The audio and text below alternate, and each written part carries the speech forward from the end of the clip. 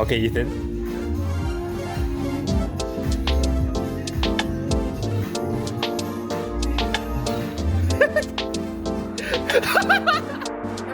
Yo, come on, come on.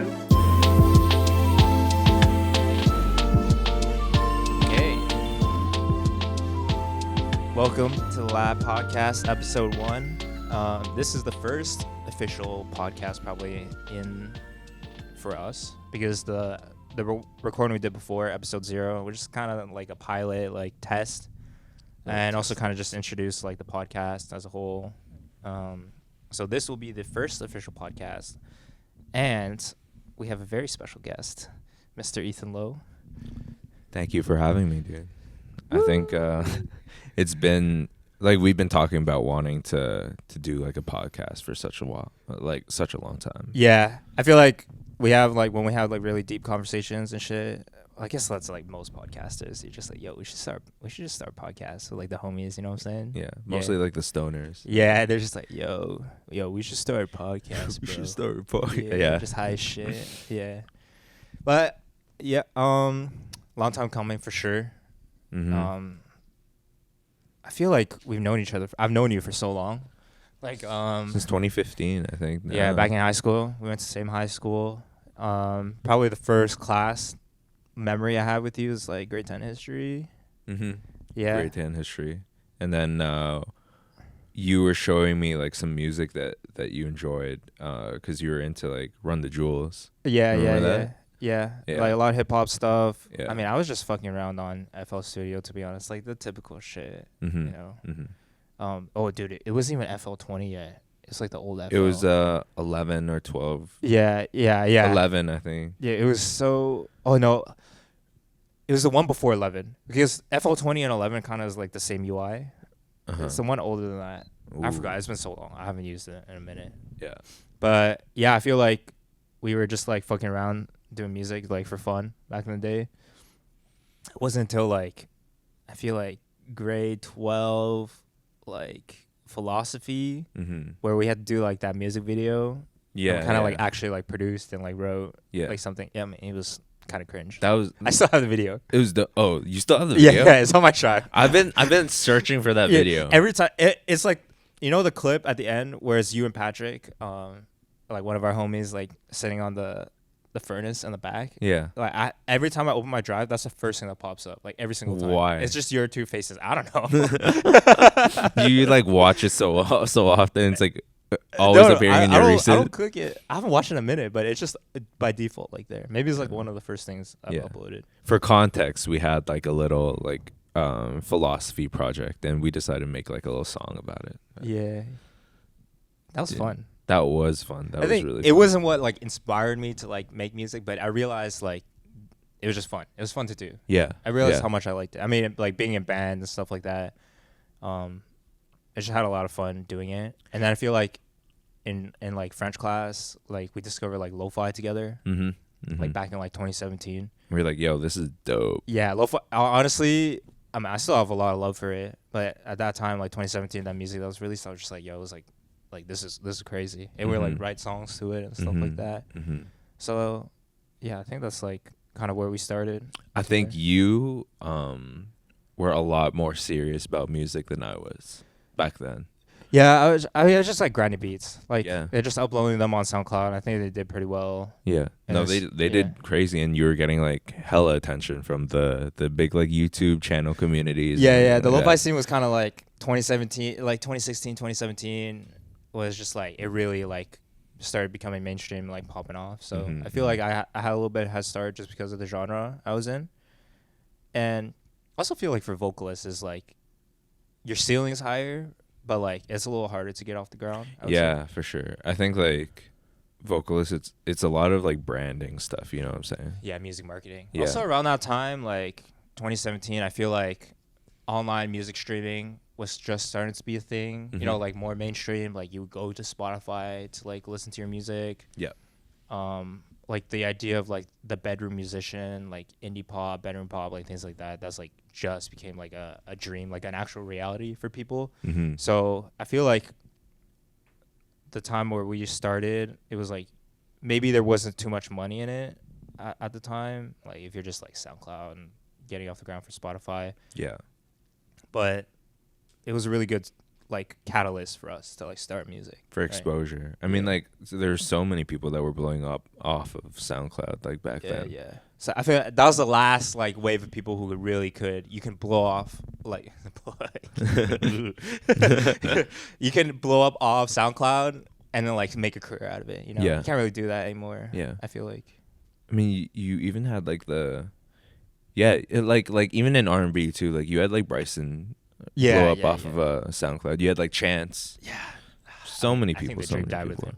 Yeah. So I'll save SoundCloud. Like, oh, Yeah. well. I don't think people Rip. are blowing up off of SoundCloud. Like Yeah. in this day and age, I think it's just all TikTok. Yeah, I feel like it was hard to take music seriously at the time, like as an actual career, because it's like with the immigrant, like Asian family background, Mm-hmm. like your pathway is like you graduate high school and then you go to university, get your degree, you know, go get an actual job. Like the creative industry and like doing music for a living wasn't like not really at the forefront as an option. you know? Yeah. I think there was always like pressure because if you were decent at school, like you were just expected to go into something like more academic focused, whether that was like engineering or like medicine or business or Yeah. like something. It was never like, oh, you go up to your mom or your dad and be I like, wanna be an artist. yeah, I want to be an Yo, artist. Be like, what are you talking about? Yo, you we crazy. we didn't come all the way here Yeah. from like fucking Asia just for you to sing songs, Make bro. beats on FL Studio. Yeah. Like, what are you talking about? Yeah. Also feel like, like it's really ironic because they'll like throw you in like music class and like piano lessons and things like that, and you'll do it all the way, and they're just like, no, like you can't do. Yeah, Music is yeah. only. They put you in a bunch of like shit, but they It's like never expected you to. I discovered my passion because you put me in a piano class. I'm like, dude, I actually love piano, Yeah. but maybe not like RCM, like classical stuff. That was Yeah. tough. But like I enjoyed playing it. I enjoyed like playing music that I liked, and it was like, oh, actually, no, you go get a degree. Mhm, mhm. You know, so I mean, going into first year for both of us, like, how do you feel like your relationship with music was at the time? For me in first year, it was still very like I was doing it for fun Yeah. kind of thing. Like I remember seeing you like grinding in high school all the way up till university. So I knew like for at least in my perspective for you, it was just like, oh, he's taking it like a lot more seriously. Yeah, I was going pretty hard. Yeah. And for me it was always like I don't know. I think I guess it was back to that family pressure kind of thing. I was just more so invested in the in the vision of just doing like a 9 to 5. Yeah. Yeah. Yeah, I feel like your first co-op, you like disappeared off the face of the earth. Yeah. So I barely talked to you. apparently like co-op's such a Canadian thing. Like they Is don't it Canadian? yeah, they don't have a lot of co-ops in the States. I mean, co-op is a really good idea, but I feel like, I mean, depends on like where you get your co-op and stuff like that. Like you like I feel like you got like destroyed. By Yeah. My first year, like I definitely my first co-op I definitely got like destroyed. I think that was such a pivotal moment in me deciding to go into music because I hated it so much. I was just like, oh, I need to do something else for the rest of my life. I can't do I feel like you're going way harder in music like during and after that. Yeah. Like midway through my co-op, because I actually like I broke down 3 times during that. Oh damn. Yeah, and I think midway through my term, I was kind of like, I would come back from work and I was working like 10 to 12 hours a day. Just a Long drive back, yeah.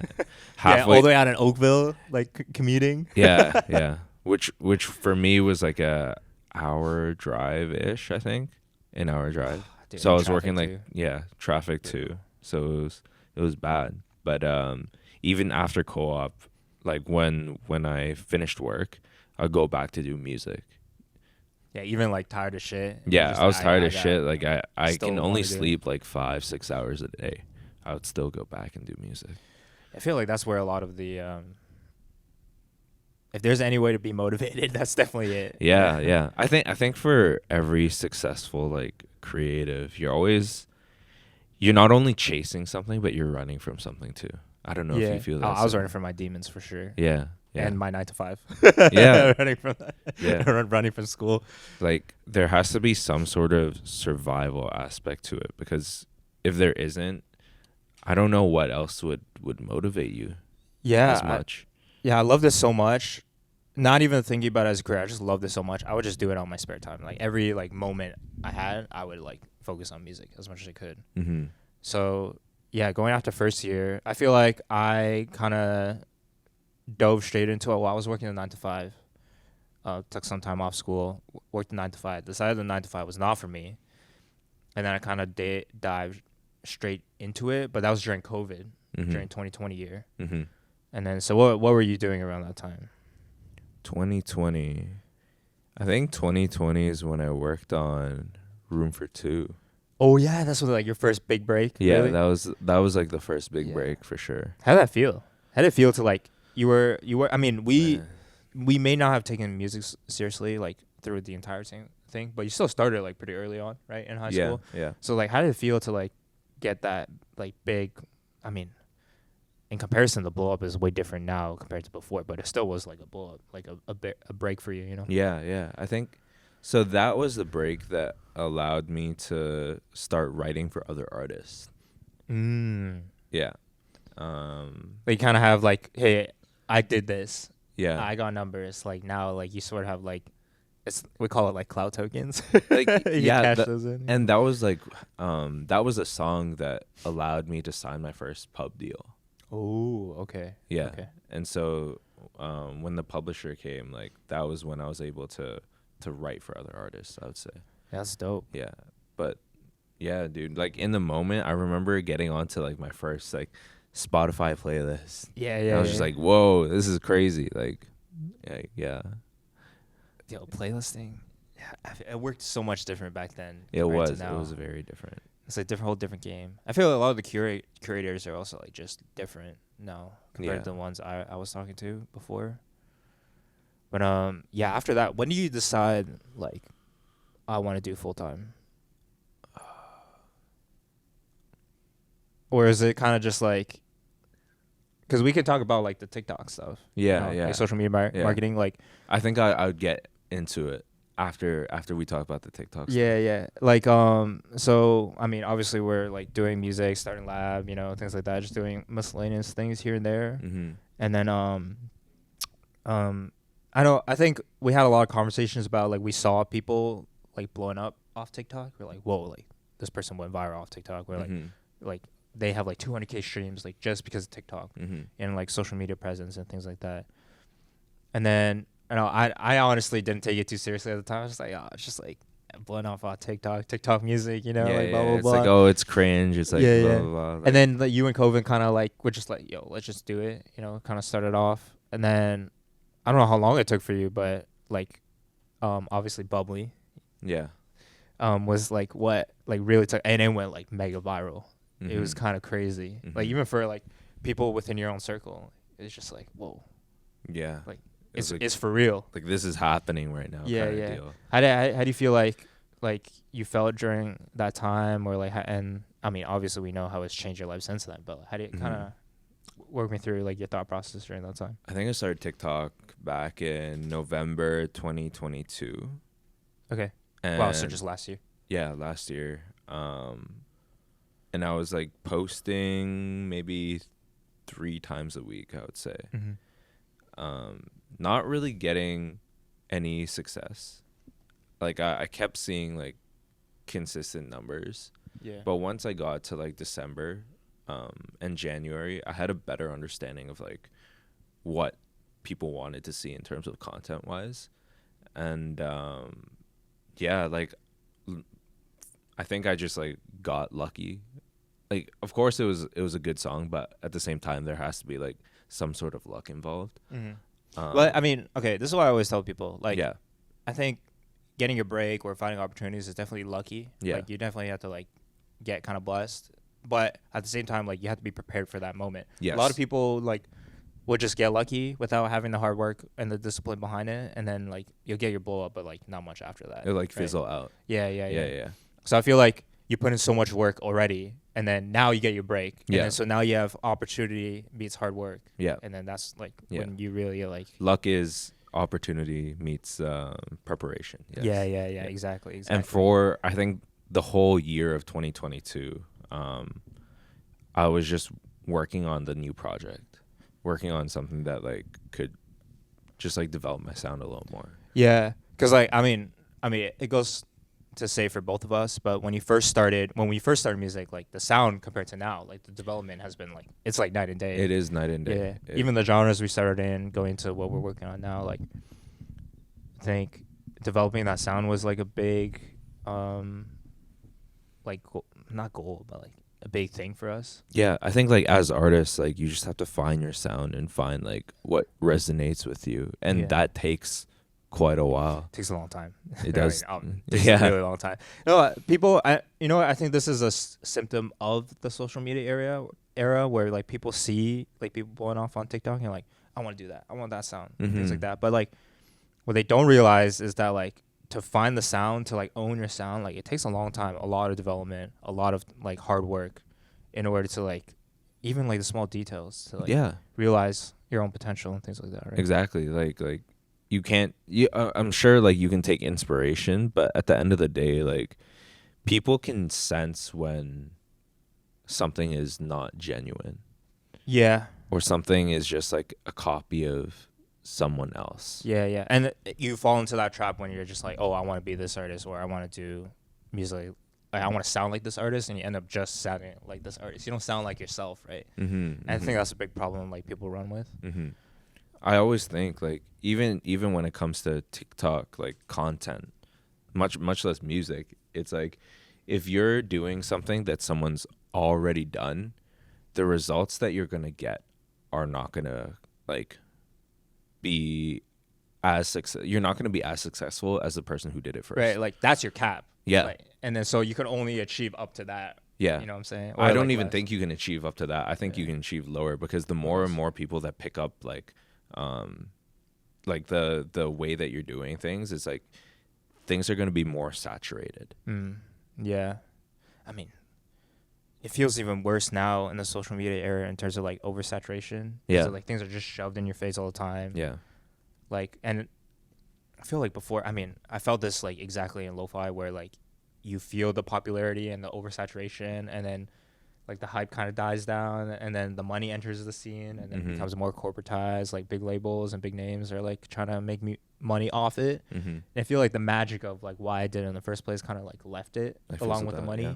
And then so I feel like genres nowadays, like new genres like hyperpop, like I feel like it was crazy just like a year ago, a year or two ago even, and now it's like people are onto the new thing. There's still people doing like great hyperpop music and still like great hyperpop artists. Yeah. But like it's like new jazz. Yeah. It's like plug and B now. Like things are moving so fast. And I think a lot of the people that blew up off of hyperpop went into pop. More of like a pop. Yeah. Probably just more money in it. Like it's more mainstream. Yeah, definitely more mainstream. I think when I look at everybody who's done more like left field things, like alternative genres, like they eventually go back to something mainstream. Like you look at like The Weeknd, for example. Yeah. His like initial like the trilogy a series was just insane. Yeah, it was really different. Yeah, very like alternative. But I think that goes to show it's like you start off with something that's very new and very experimental, and it buys you time to get into mainstream to make money. Oh, it's not like you're abandoning like your whole sound. It's just like you're like just moving it into a more mainstream light, something that can be consumed by a wider audience. Because like it is true, like some hyperpop or like some of these more niche genres like funk and things like that, it's just like it's hard for the average person. The average person just wants to put on their Spotify radio their favorite artist, and they just want to hear things that they enjoy, right? I feel like, I mean, I'm not trying to disparage like anyone listening. It's just like that's what the average listener wants to hear, right? Exactly. It's way easier to consume. So if you have something like crazy out of left field, it's hard for you don't capture as wide as an audience because it's just hard. It's a little bit hard to listen to in general. So, okay, so I mean, you were taking music a little more seriously, going and you're doing this while you're in school at the same time. Yes. Which is pretty crazy to me, honestly. So when Bubbly was going viral and I was in school, it felt like I was like living almost like a double life. Yeah. Cause Yo, it's the meme where you're in the corner. Like, they don't know I made they Bubbly. don't know I made Bubbly. Yeah, it was so funny because I don't. Now either people on campus knew, but they didn't like openly treat me differently, or they genuinely like did not know, and I was just like blowing up. How do you find balancing like music in school at this point? I feel like it's pretty tough, man. It was tough. Well, it was and it wasn't, because my last term, like I chose it was all my electives. Oh, okay, you got them all at the end. Yeah. Like I specifically planned it so that like if I were to go back to school in person, Yeah. because of COVID, we had all like online shit. Yeah. But I had to do the last term in person. I needed the last term to be just easy. Yeah, as easy as possible. Yeah, as easy as possible. That's pretty smart, yeah. Yeah. And so I would just like go to class, make sure I meet deadlines, and then the rest of my time I would be spending like making content, or I was just like making new music, finishing up stuff. Yeah. Yeah. And I think lab was like kind of starting up at the same time, like right at the beginning. Yeah. So yeah. then there's a lot to do. How do you find transitioning out of school then, like straight into full time? Because because like you kind of already had your audience built up and you're doing really well in your music. So I feel like when you graduated, like you could just go straight into music. Like how do you find that? So it was funny because the year before in 2022, I was in Singapore and I was writing with like a few of the homies. Oh yeah, that's summer. Yeah. So I was like with for a lot of people that don't know, like BRB. BRB is like a Singaporean. Just came through Toronto. Well, yeah. Great show. That was actually amazing show. I was so happy they came through. Dude, me too. I got goosebumps during their set because I was just like, whoa, you guys are doing it. And so you're writing with them in Singapore? I was writing with them in Singapore, and me and their manager got pretty close. And he was telling me, look, Ethan, like, you have 8 months left of school. It's possible for you to just, like, get out of it and, like make it by then. Mm-hmm. Like, get out of school and not have to work a 9-to-5 or a corporate job. Mm-hmm. And so I took that to heart. And I was like, oh, for these next 8 months, I have to... I'll put everything into it. I'm putting everything into it. It's like, it was a do or die, like, mentality. Yeah.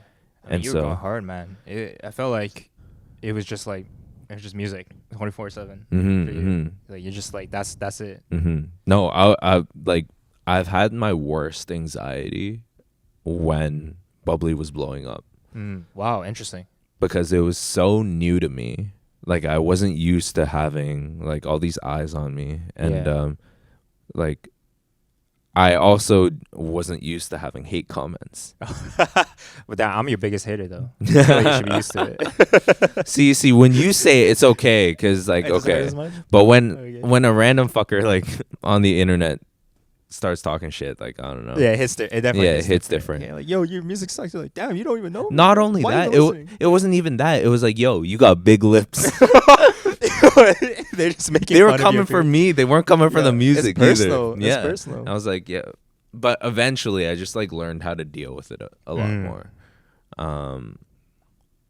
Yeah, it was definitely an interesting time because doing school, trying to do content, like I'm trying to put on different hats, because while Bubbly was blown up too, we just had a bunch of like labels approaching us. Yeah. And they're trying to throw like a little predatory like deals and stuff like that. And I was trying to navigate the business side. I was trying to make content. I was trying to focus on the music. And then with school and all the attention coming in, it was just like, it felt like I was caught in a bunch of chaos. Yeah, I can see how that's really overwhelming. Yeah. How do you find like that I think you're doing a lot better managing it now, like talking to you, but what do you feel like work helped you like manage all that now? I think it was just with it throughout the... As time progressed, I just learned to keep myself grounded, I would say. What do you use to keep grounded? Me? Yeah. Yeah, just us talking shit. Yeah. I feel like your homies, the real ones, it'll keep you grounded. Yeah. The homies will keep you grounded for sure. For sure. There were moments in my dorm room, like while I was going through that phase, where I was having like manic episodes. Oh, damn. Like there were some days where I was just feeling so low because there was so much going on. I didn't know how to handle it. Yeah. And then there were some days where I was letting the attention like get to me, and I was just like, whoa. Yo, like, that's social media, man. Nobody can touch me kind of thing. Yeah, and yeah. You feel like a god. Yeah. You feel untouchable, and then you also like, wow, like I'm getting depression. I feel like a piece of shit. Like people get caught. I feel like I was getting caught up in social media for a while too. That's why I had to get off it as much. Like I take like regular social media breaks. Like I'm still on it, scrolling through like TikToks and Instagram, things like that, just like keep up to date. But I'm not like obsessed with it. I feel like at some point, you know. No, I feel you.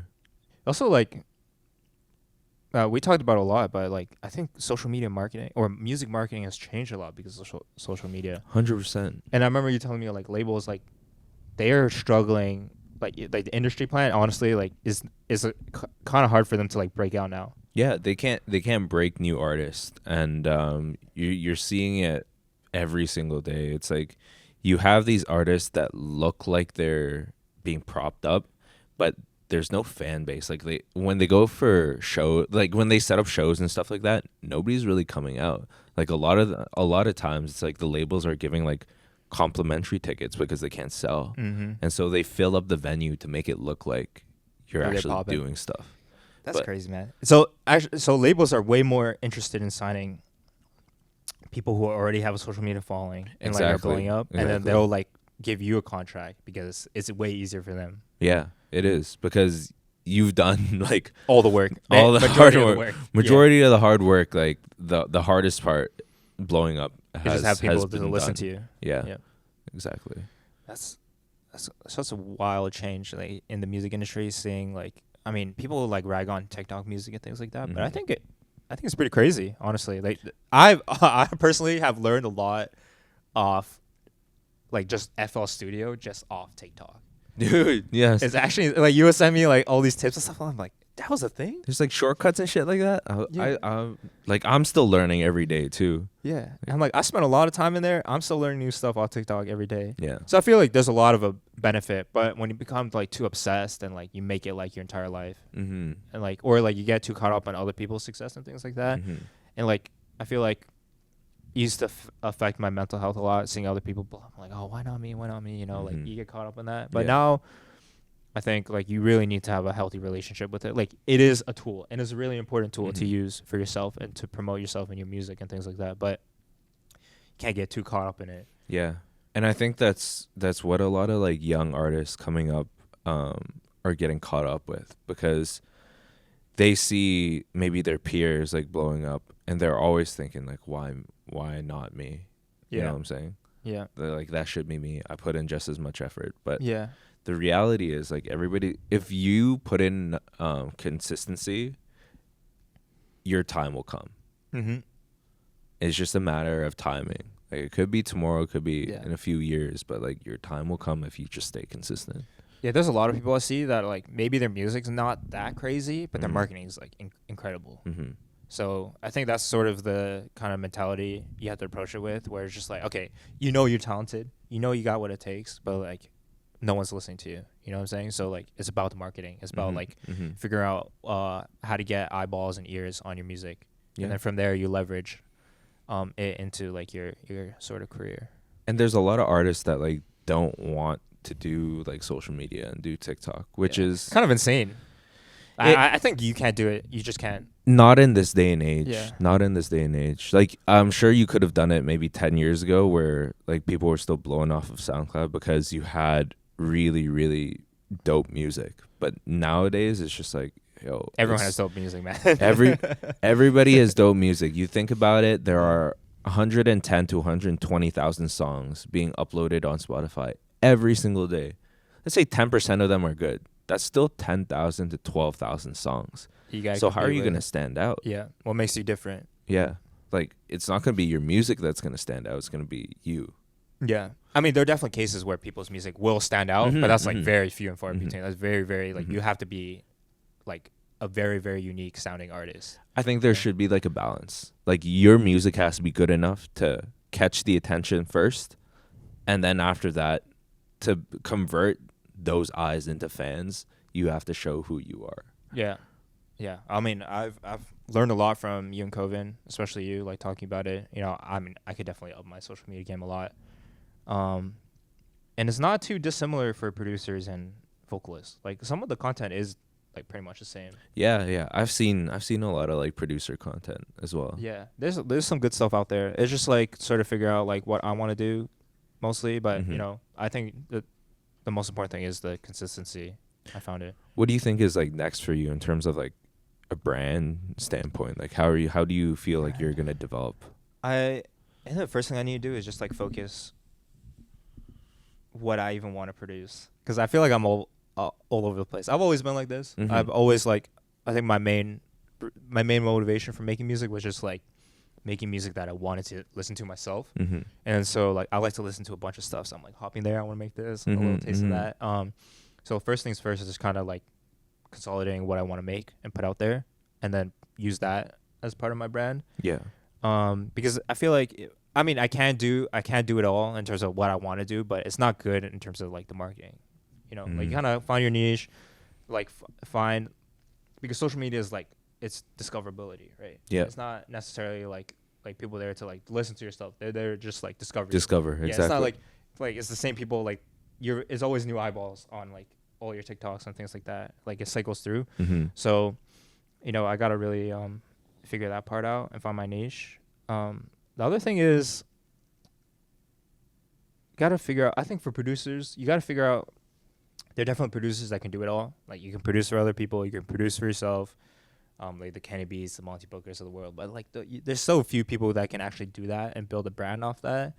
I mean, talking to there are like just sync artists that only produce for like these placements and things like that. There are people that only produce for other artists and things like that, and they don't really care about making as much of a brand and name for themselves. They don't really put themselves out there, you know. So it's kind of deciding what I want to do. I'm leaning towards, I'd say, I'm still an instrumental producer at heart, you know. I still love hip hop. I still love like composition. So I still will lean towards that. I'll do a lot of, still working on the next orchestral EP. Beautiful. I have a little something for that. So I think, I mean, the dream is to produce or to compose for like anime or like movies and things like that. That'd be incredible. I was just gonna say, I feel like the Japanese music scene for you would be a good spot. I don't know if you have any connects or if you could like connect with anyone out there, but it's pretty like, you even feel this like for Spotify, like it's very exclusive. Like you have it to is be Japanese. it is very exclusive. But I think like they have such a good community over there, you know what I'm saying? Yeah, they for that kind of music. They ride or die. Yeah. Instrumentalists, like they really show up. Like a lot of the instrumental playlists that I listen to are Japanese. Yeah. I went to a cafe in Japan. I think it was in Shinjuku. Where it was like, it's Shibuya. So it was just like a cafe for like, they just played, the DJ was just spinning vinyls. Yeah. And like they're just playing like Nujibi's like instrumental hip hop. I'm like, wow. It's just the vibe, bro. Yeah. You don't have that here. Or maybe you do, but it's more like obscure. It's like niche. I haven't even seen anything for it, honestly. Yeah. It would have to be like really niche. Yeah. Yeah, so that's kind of my mentality so far for music. Beautiful. Yeah. Just got to go out. Again, the most important thing is consistency, as you said. So it's consistency for anything. Social media, your own music, things like that. That is the most important thing. Like everyone's passionate. Most people are passionate. Everyone has good music, you know. That's not really what separates you anymore. It is like social media marketing. How do you put yourself out there, your branding and things like that, you know. Speaking of, I feel like I've only seen you last week at the BRB show. Yes. I've not seen you a lot recently, and that's because you've been touring. Oh, not really touring, but you've just been playing shows everywhere. Everywhere in the world, bro. Unofficially touring. Yeah. I mean, basically world tour, you know what I'm saying? I still want to hit up like that. I still want to hit up like Europe and Like put up an actual like headliner tour. exactly. But you're playing a lot of shows everywhere. I am playing a lot of fucking shows. So It's tiring. We have not. I can imagine it's tiring. We were talking about it where you're just like, yo, like a flight. You're basically living out of your suitcase. Yeah, You know? yeah. I am living out of my suitcase.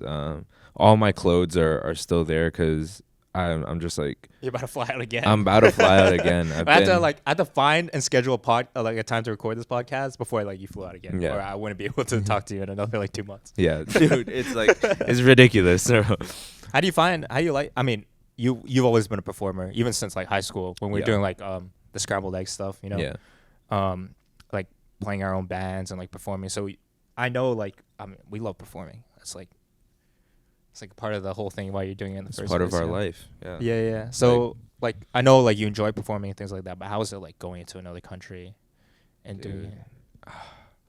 It's like the first time I performed out of the country. I think it was Dallas, Yeah, that Dallas festival. the Dallas festival, and I had zero expectations because I was like, oh, like I know Toronto, I'll have like people who will ride for me, Yeah. but I didn't know that, I would have the amount of supporters that I had like in Dallas. Yeah, I feel like because in the social media era, you don't get to see your fans. You only get to see your fans when you perform. Exactly. So that's kind of the first time you really get to touch base with them. Exactly. And not only that, like a lot of people who blow up off of social media still don't have fans.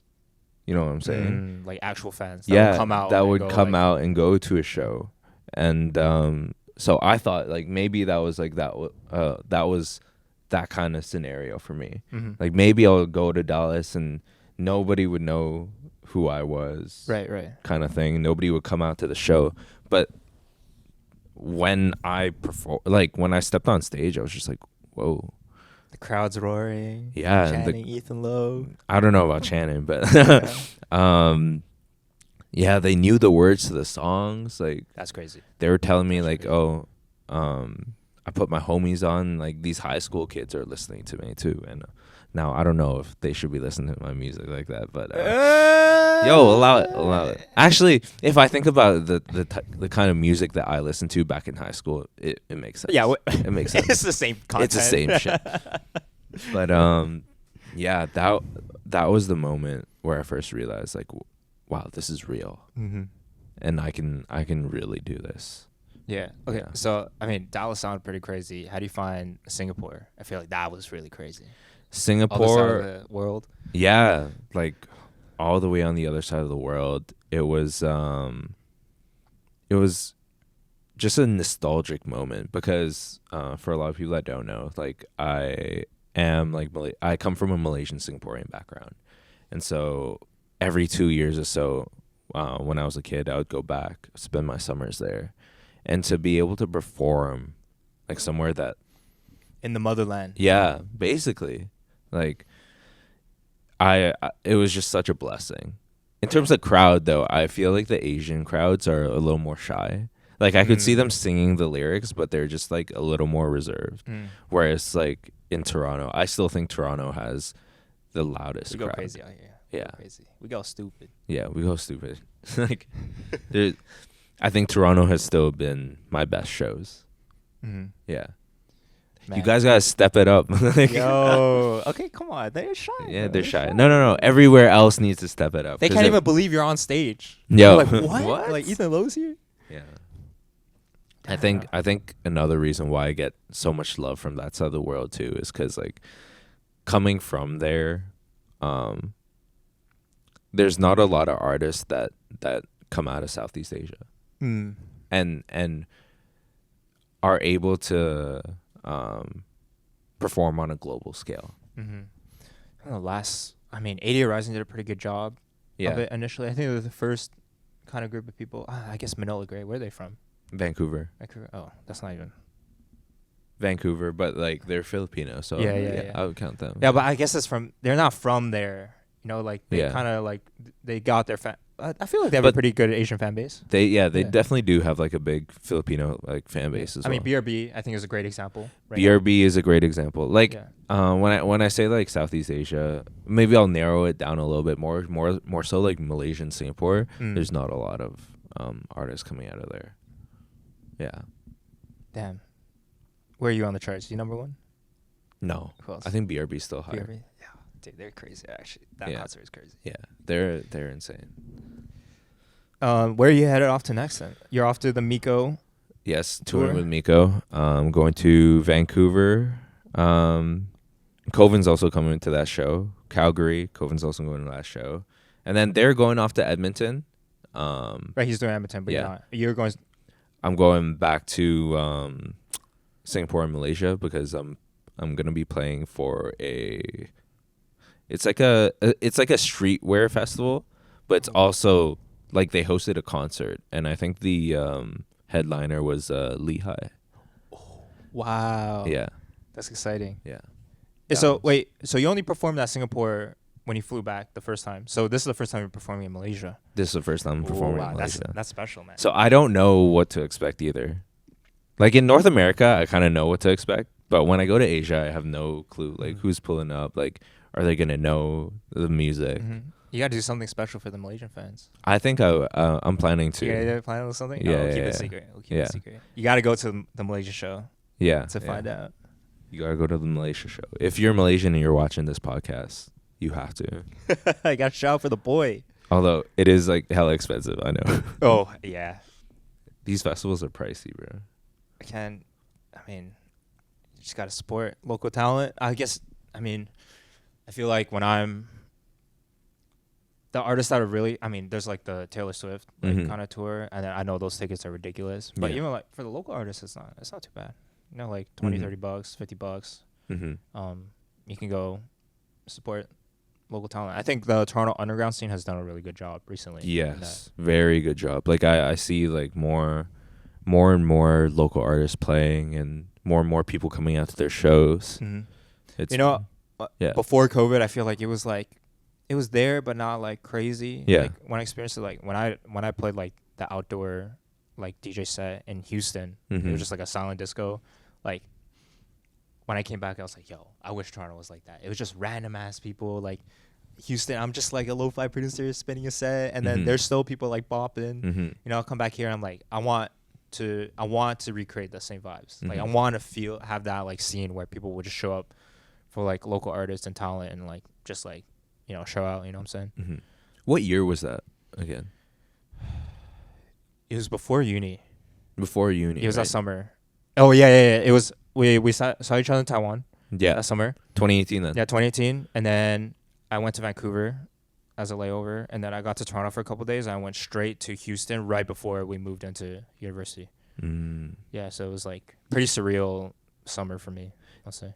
Do you think that the scene wasn't developed at that time, or do you think we were just too young to go to like events?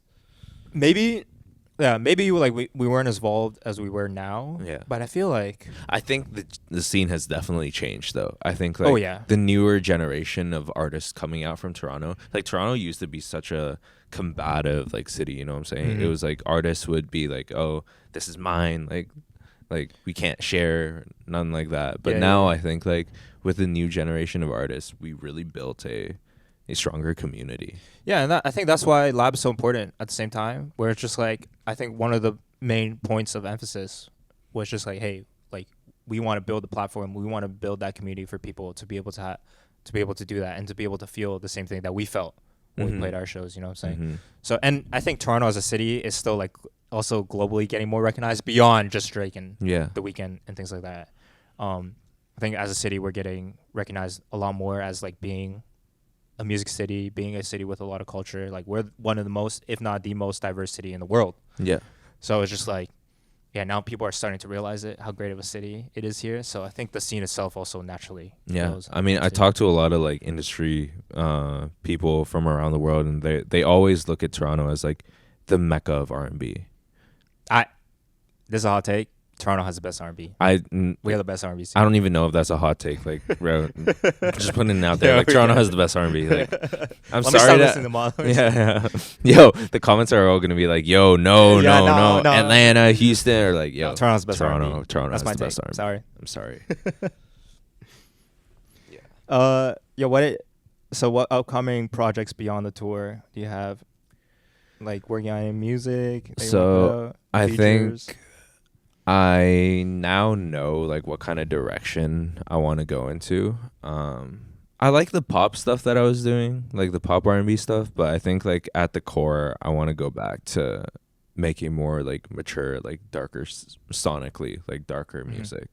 And like whenever I think of my brand and what I want to do in the future, it's like for some reason a word pops into my mind. It's just regal. Regal. Yeah. It's Yeah. like luxury. Okay. And I think like a good example of that was Gemini, for example. Ooh. Okay. Like those strings, those like darker tones. Yeah. Yeah, that's my favorite song for you. I love the strings and that the Yeah. production is incredible. Yeah. So I'm working on a few like singles that I'm probably gonna drop something like before the end of the year, like November-ish. Okay. That's R&B season, baby. Yeah, that's R&B season. And then I have a few singles for the next beginning of the year, and after I come back from like touring and stuff, which ends probably like mid-December, I want to lock in on like a new project. Nice. Yeah. How about any dream projects?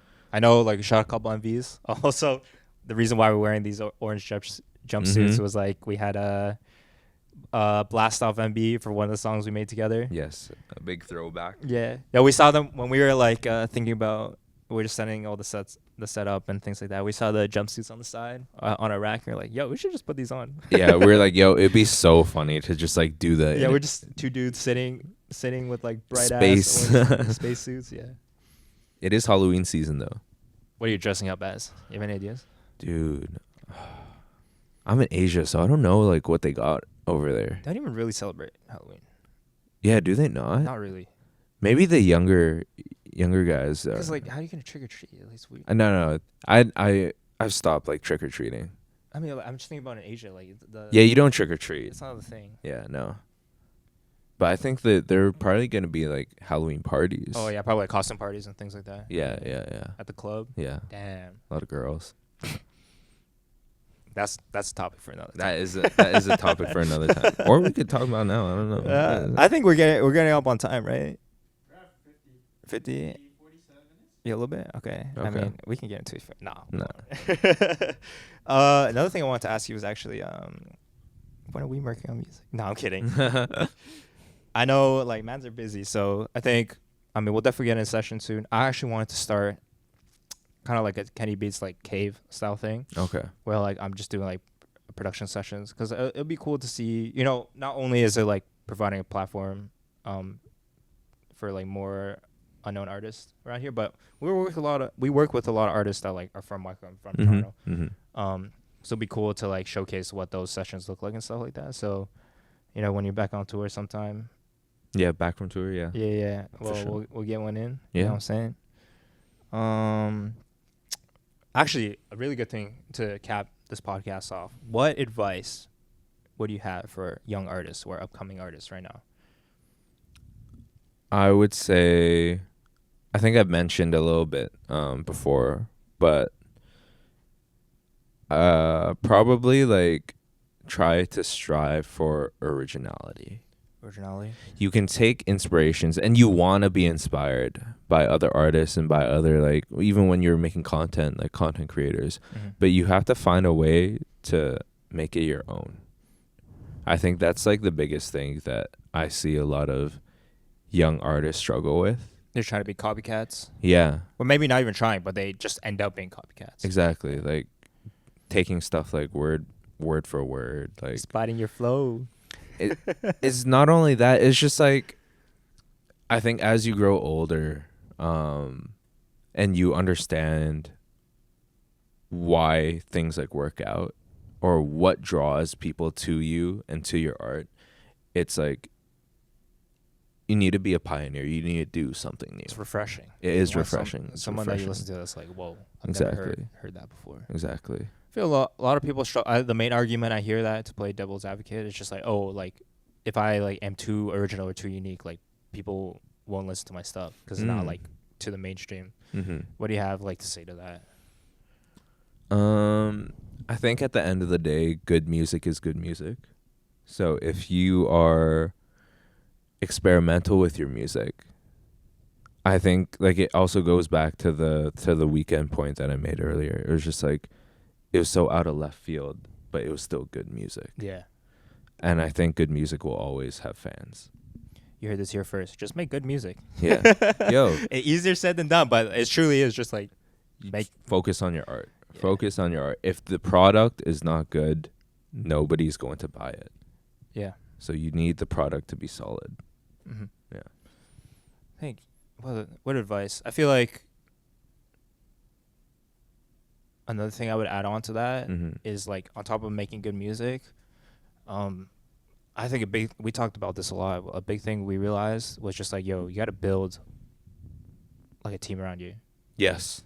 Makes it way easier. Makes your life way easier. Like doing it by yourself, sure, you can do it by yourself. You get more money, you get more of the bread, like it's all yours, you know, but it's like mentally taxing.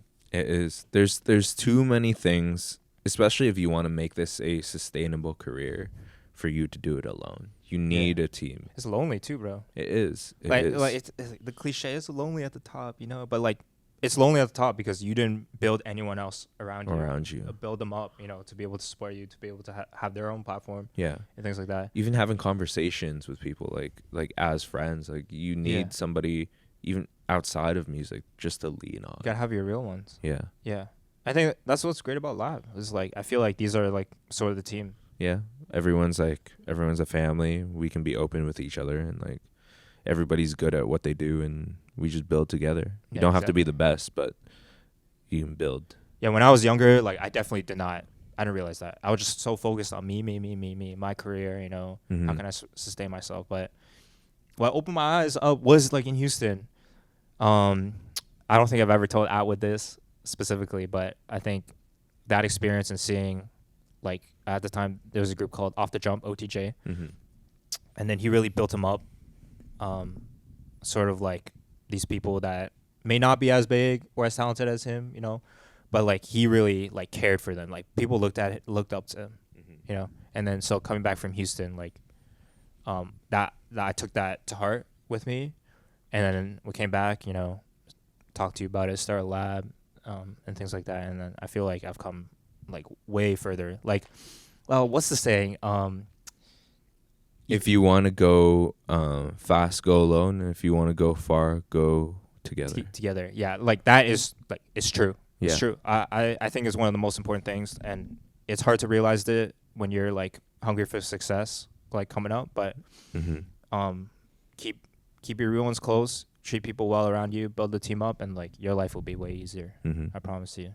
Yeah, that was a good way to end it. Yeah. Well, thank you for coming, my guy. I'll see you again in like 2 months. I'll see you when I see you, dude. Yeah, dude. November? I gotta come out. Oh, November? That's true. Yeah. Have you announced that? No, okay. I can't. So we ain't gonna say nothing. Yeah. Then maybe there's a little surprise later down the road. Yeah. So if you want to see Ethan, we'll probably have his socials down. Flash him. Anything you want to shout out? Oh, whoa. I didn't mean flash him like that. But I mean, if they $9.99 a month. $9.99 a month if you want it, bro. I'm gonna start. Yo, we gotta charge for this episode, dude. That's true. Yo, he can't be flashing for free. No, you gotta sell that. He's popping now, bro. That's Ethan Ethan Lowe. Try to see my. It's gonna be demonetized, bro. We're not gonna make any money for this. And that's it for episode 1. Again, as I think the goal of this podcast ultimately is to like, we're also young artists like trying to make it in an industry, and maybe we've had a little more experience because we've done it longer, but we're still learning a lot about ourselves and the industry itself. So, you know, we hope that whoever's listening, you guys take something away from it, and we're also taking things away from it in our conversations. So yeah, that's kind of the motive moving forward for future episodes, and you'll see the rest of the lab members and the crew here eventually. Yeah, future Yeah. episodes. Thank you for listening. Catch you later. See you next time.